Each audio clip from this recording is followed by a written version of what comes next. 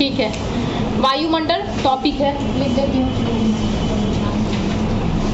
वायुमंडल।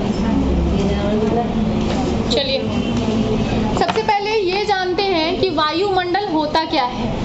तो पृथ्वी के चारों ओर वायु की जो एक घनी परत है, यानी पृथ्वी को चारों तरफ से जो वायु घिरे हुई है उसी को हम क्या कहेंगे, वायुमंडल कहेंगे।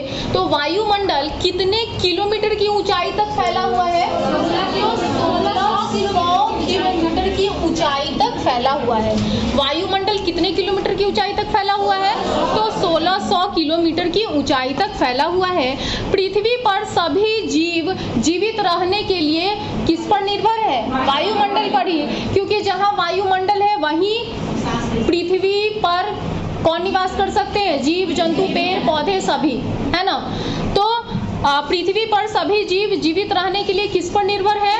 वायुमंडल पर निर्भर है। हमें सांस लेने के लिए यही वायु मिलती है और सूर्य की किरणों के हानिकारक प्रभाव से भी हमारी रक्षा कौन करता है? वायुमंडल ही करता है। तो आपको ये पता होना चाहिए कि वायुमंडल की टोटल कितनी परतें हैं? 5 परतें हैं। वायुमंडल की टोटल कितनी परतें हैं?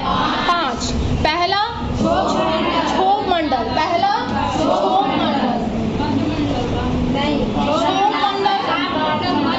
उसके बाद आपका, चलिए इसको फिगर से समझ लीजिए। देखिए पृथ्वी है तो पृथ्वी के सबसे नीचे कौन? क्षोभ मंडल, उसके बाद समताप मंडल, उसके बाद मध्य मंडल, उसके बाद वायुमंडल, और वायुमंडल को ही हम लोग आयनमंडल के भी नाम से जानते हैं, और उसके बाद बहिर्मंडल, यानी सबसे ऊपर वाला आपका क्या हो जाएगा?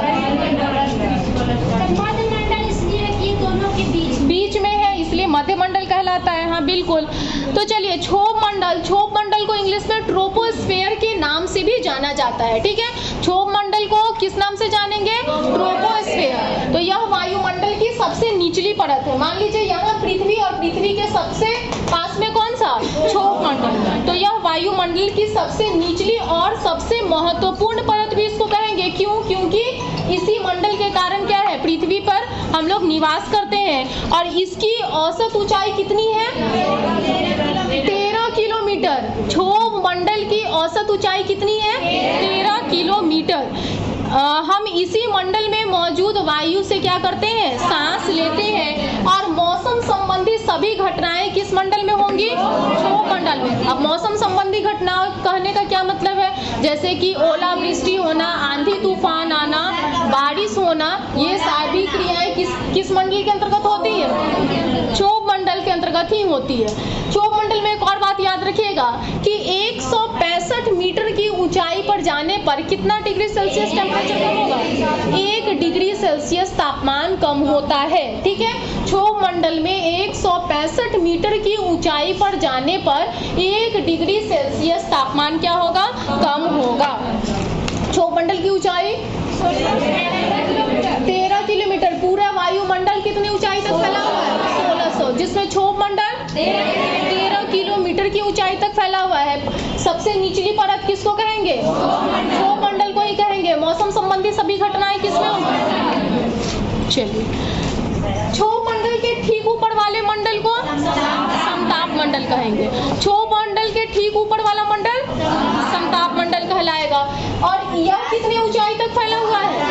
50 किलोमीटर की ऊंचाई तक फैला हुआ है। समताप मंडल कितने किलोमीटर की ऊंचाई पे? 50 किलोमीटर। उसके बाद है यह परत मौसम संबंधी, इसमें कोई भी घटनाएं नहीं होती है। इन सारी चीजों से बिल्कुल ये मुक्त होता है। इस मंडल का तापमान क्या होता है? बिल्कुल स्थिर होता है। चूंकि तापमान स्थिर रहता है इसलिए वायुयान वगैरह कहाँ उड़ाई जाती है? समताप मंडल में ही उड़ाई जाती है। वायुयान, प्लेन वगैरह कहाँ उड़ाया जाएगा? समताप मंडल में। लेकिन याद रखिएगा पैराशूट आपका कहाँ उड़ाया जाएगा? क्षोभ मंडल में। ठीक है, वायुयान वगैरह उड़ाने के लिए जो वातावरण होना चाहिए वो बिल्कुल ही शांत होना चाहिए, जो कि समताप मंडल का होता है। इसलिए वायुयान वगैरह उड़ाने के लिए उपयुक्त मंडल कौन सा होगा? समताप मंडल। समताप मंडल की एक और महत्वपूर्ण विशेषता है कि इसमें कौन सी परत पाई जाती है? ओजोन परत। ओजोन गैस नहीं, ओजोन परत। ठीक है, समताप मंडल में ही आपका ओजोन परत पाया जाता है जो कि सूर्य से निकलने वाली पराबैंगनी किरणों से हमें बचाती है। ठीक है, पराबैंगनी किरणें से क्या नुकसान है, तो उससे त्वचा कैंसर हो जाती है। क्लियर है। समताप मंडल, समताप मंडल कितने ऊंचाई तक फैला हुआ है? ओजोन परत कहाँ पाया जाता है? समताप मंडल में ही पाया जाता है। उसके बाद मौसम संबंधी घटनाएं किस मंडल में होती है?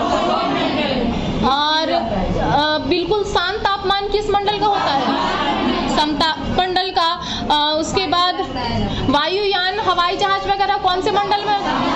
समताप मंडल। नेक्स्ट है आपका समताप मंडल के ठीक ऊपर वाले मंडल मध्य मंडल, इंग्लिश में उसको मेसोस्फेयर कहेंगे।